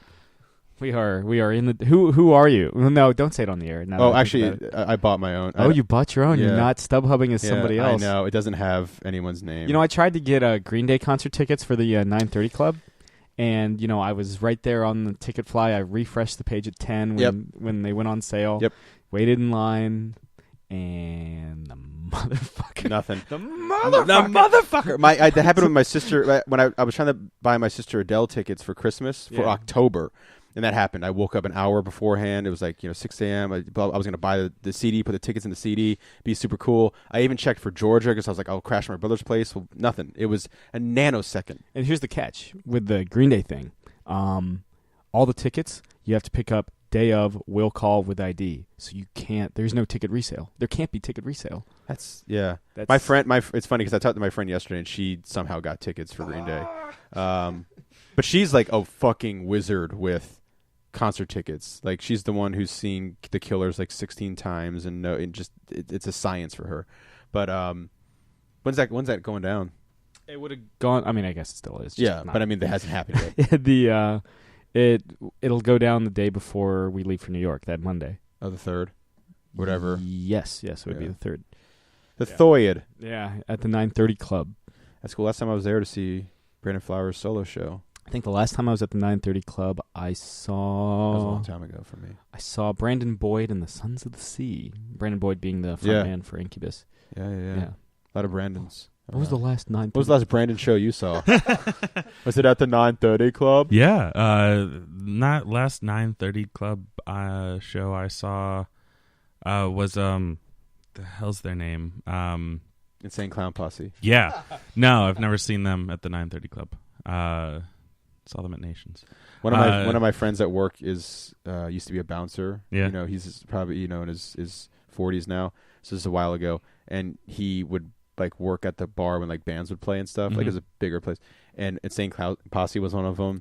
Warren Zevon, Cheap Trick, because he was talking about Cheap all Trick. one show. Yeah, all one show. Yeah, it was a mega show. No, it was what the fuck was their name? Dragon Force. Oh yeah. That was a band that everyone got obsessed with because they just shredded a lot for like one summer. Noodled because they had that song on Guitar Hero, and there was that music video where I swear to God, through the fires and the people went fucking nuts. They did a thing where like they played the solos, like they shredded or whatever, and then the one guy just like drank the beer, and everyone was like, "How fucking cool!" It's like, nah. They watching them live was basically what ended my really love of them. They burned quick. Yeah, they burned out. Just like their solos. Oh, they had that one thing where the lead guitarist would like end his solo by grabbing his whammy bar and just picking the guitar up so that it would just sound. God, because he's just pulling the strings really tight. It looked cool, but it was I love dumb. all kinds of metal, but like power metal is one of those ones that like I very rarely go back to. Yeah. Every once in a while, like I can handle one of their songs like popping up in shuffle, and I'm like, okay, I can listen to Through the Fires and the Flames, but I can't listen to their whole album, which only consisted of like 8 songs, because they were like one cool thing about it was like they were playing that fast, but they were also like really long songs, so it wasn't like just like okay, song's done, because they had decent stamina, so props to that, but it was very. It was very just a novelty of that like year. It was like 2006. Nice. Right on. What was the first show? Let's reverse it. What was the first show you saw at the 9:30 Club? Orgy. Brandon Flowers. I've only been in the 9:30 Club once. Ah. Well, that makes it easy for you. Did they play Blue Monday? Yeah, that was. I mean, at the time, that was their only song. Yeah. But they were the headliner. I forget who else played because it was a bunch of nobodies, I'm sure. Because Orgy at the time was basically a nobody. They were a one-hit thing. Yeah, they had one music video on TRL, and then they had another one that had like mediocre success, but 2 albums at best. Yeah. What was your first? My first was Taking Back Sunday and Saves the Day. Ah. Oh, you got this new head filled up with smoke, but I got mine. Yeah, that was. I mean, they had that was damn like sure, right? that was 2 albums before. before or like after I saw them. Oh, bummer. And then I saw them in touring in support of that. What about album, that though. song, Liar, if you're keeping score? They that album was out. What's the? We're all. Liar, I can't remember what the fucking lyric is. I remember like that's. I feel like that's the same song you were just singing. No, it is. It is Liar, if you're keeping score. Yeah. We're all choir boys at best. I was like, when they said the line "choir boys at best," I was like, that lyric right there sums up that entire genre of music because that is such a weird bullshit line. Although I like that song though. It's a great song. I mean, they're a great live band too. Are they still a band? They were the opening. As far as I know. They were the opening band for when I saw the Blink-182 and Green Day co-headlining tour. I was Saves the Day was. Was it Saves the Day? Yes, because I was at that show at what is At now the Verizon MCI Center. Center. Yeah, what is now the Verizon Center. Yeah. I've seen Blink-182 like 7 times live. Yeah. And that was time number 2. That was my first and only time seeing any of those bands live. It was the first time I saw Green Day, and I actually think it was the first time I saw Saves the Day because the 9:30 Club show was the following year. Yeah. Wow, that brings me back. Yeah, that was when I was still in high school. That I was still Yeah, that was yeah. I was probably 2002 only like for that show. Yeah, that was probably only like my 3rd or 4th concert because I'm not much of a concert person in general. And yeah, so like I was Spice Girls at what was the Nissan Pavilion. Who's your favorite Spice Girl? Go. Jerry. Mel B. Is that Spice? That's Scary Spice. Scary Spice, yeah. Ginger. Nice. Yeah. Oh, we got a variety. Jerry, Good. Ginger. Yeah. Oh, okay. Yeah, no. Sorry, I'm on a first name basis with her. Yeah, well, okay. I follow Mel on Instagram, okay? So I don't want to hear it. You do better than I do with my favorite Spice Girl. I just long for her from afar. But yeah, so then at some point I saw Britney Spears at the King's Dominion Pavilion. And then Orgy at Orgy might have been first or before Britney Spears. All I know is that for sure Spice Girls was my first concert. Went with my 2 sisters, my mom. Nice. We all went to see Spice Girls together. My brother's first concert. I was a total metalhead when I was a kid. That's so fucking. My brother's first concert was Britney Spears. So nice. And, so that was like my third. Puff Daddy or P Diddy opened up. Oh, nice. So my dad took my brother because he was too young. So he's like, "Yeah, I've seen this live." And then a couple other shows. The All American Rejects at the 9:30 Club. Swing, swing, swing. Did you see him with like in 2004 or 2005-ish, right around there? Have you told your All American Reject story on the podcast? Have I? Because I think it's fucking funny as shit.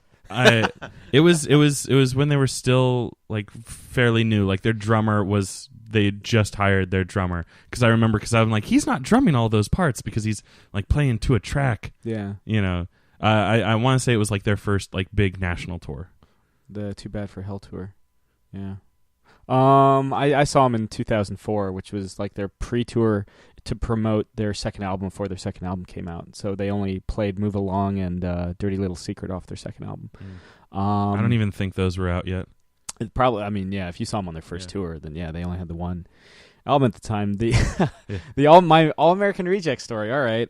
So I'm in like grad school at the time, and so I decided, I'm like, fuck it, I'll go to this, All American Reject show, and they're promoting their one of their albums. I think it's Kids in the Street at the time. Is this at your college? The show's at your No, college? I'm in grad school, which is just Mason. So yeah, so I'm at the 9:30 Club. Okay, gotcha. And they're the merch people are like, hey, if you buy their album, you get to like hang out after the show and meet the band.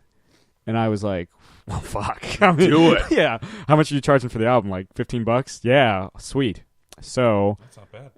it was awesome. So I'm, I kind of make my way. I'm talking to the band because everyone's obviously glomming on the lead singer. So I'm just like talking to like the drummer and the guitarist and the bassist and everything, or the rhythm guitarist because the lead singer is also the bassist. And I finally get to Tyson Ritter, the lead singer, and I was just like, hey man, how does it, I gotta ask because he was in a movie called The House Bunny, Which rules with Emma Stone. Right. Yeah. And I was just like, hey man, I gotta ask, how does it feel to be like, to to have like kind of hooked up with Peter Parker's girl, and he was It's just so Simsta. and he was just like clear like confusion and maybe pseudo panic, like who the hell's Peter Parker? You know, it's just like Spider-Man. It's like Emma Stone's in the new Spider-Man movie. She's his love interest, and he was like, oh. Okay. Yeah, like who did oh shit. He thought you were like some, you know. He I thought was you were Peter yeah, Parker. you're Peter Parker. How does it feel to fuck Yeah. with my girl? I'm Yeah. Peter Parker now. I'm Peter Parker now. Look at me. I'm Peter Parker now. And so he, we got to talking about his experiences on the House Bunny. But yeah, hilarious. that was kind of an Such a Sam awkward Stone. icebreaker. That's such a great. I love that story, man.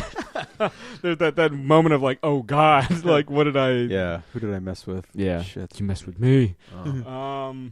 Not really, but it was because high school me. If high school me had known, because for me the All American Rejects, they'd put out their last album or their first album. They're still making music. Their first album, as far as I know, right around the time I was wrapping up high school.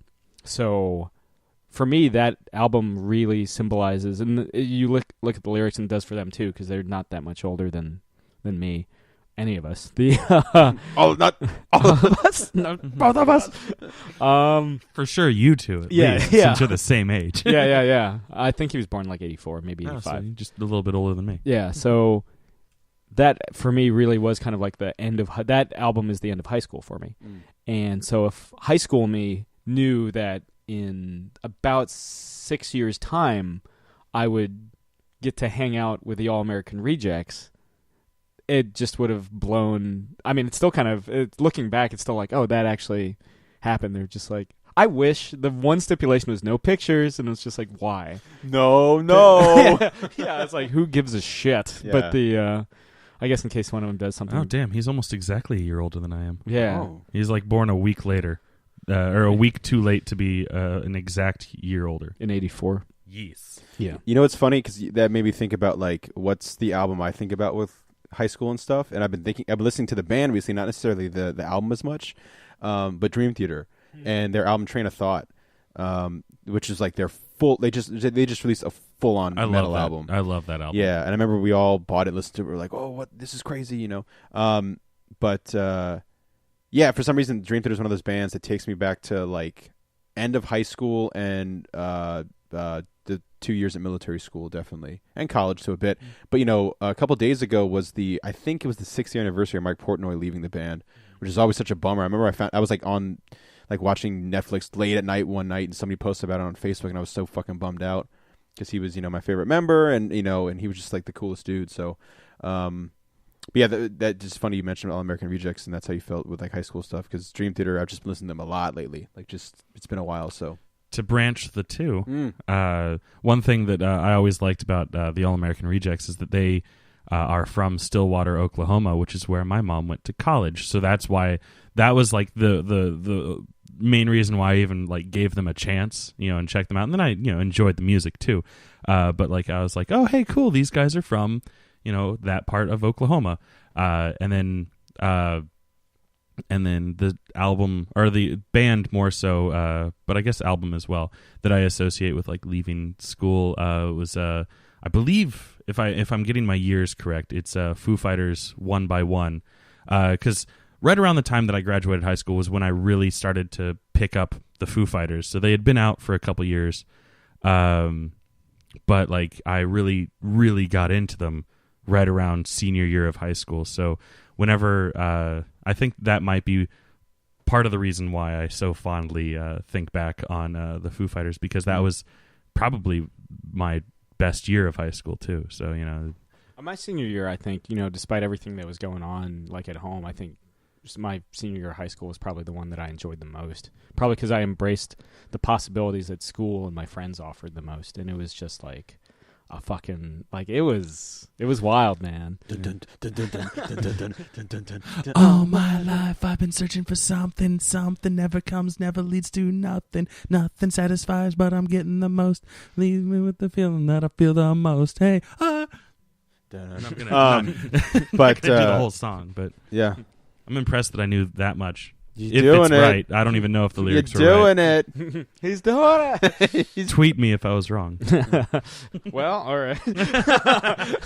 Could be. It was all from memory. Yeah. When I feel the most. Yeah. I think I got it wrong too. Anyway. Yeah. So, you guys got anything else? No. I'm going to Going back to Cali. yeah, Cali. Cali. I don't think so. But by the time we record our next episode, By the by. by the time we record the next episode, I will have been to another live wrestling event. So I'll probably talk about how fun that was. Yay! I'm going to try to see, I don't know if you're free on Tuesday night. Maybe just try to see like Sully at Centerville because I've been hearing some good things.